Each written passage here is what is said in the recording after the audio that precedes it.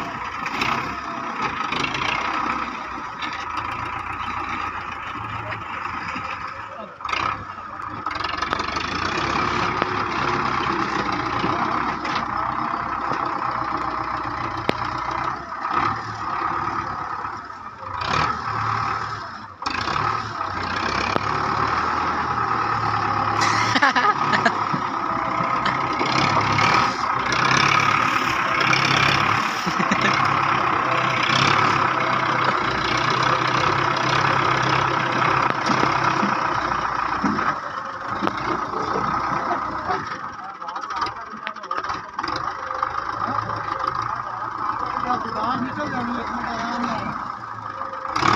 नहीं निकलती।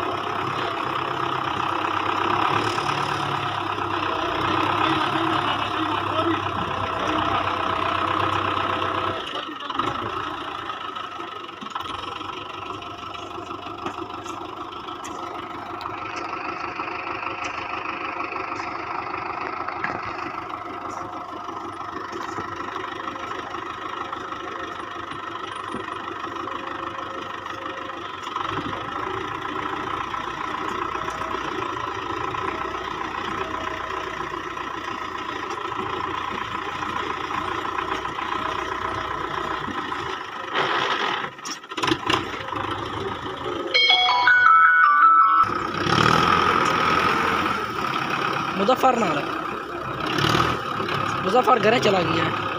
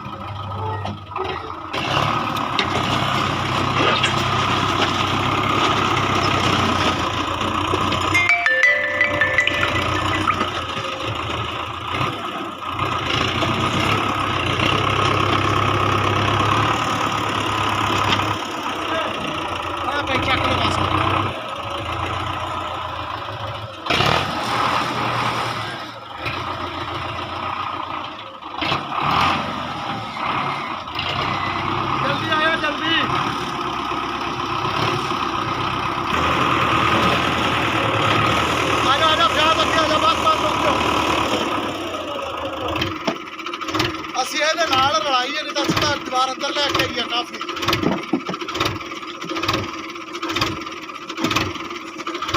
ਸ਼ਾਬਾਸ਼ ਸ਼ਾਬਾਸ਼ ਭਰ ਦੇ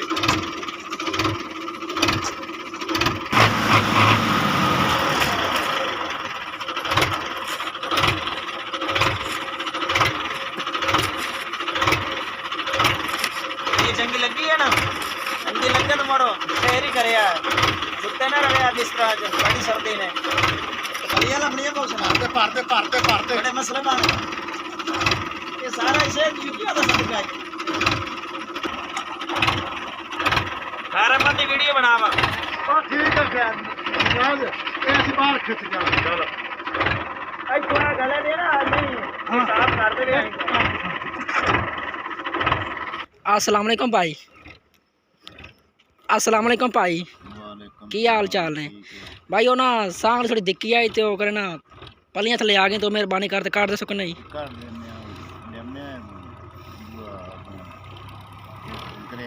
चलो मेहरबानी हो संगे तो जल्दी थोड़ी करा ठीक हो गया मेहरबानी भाई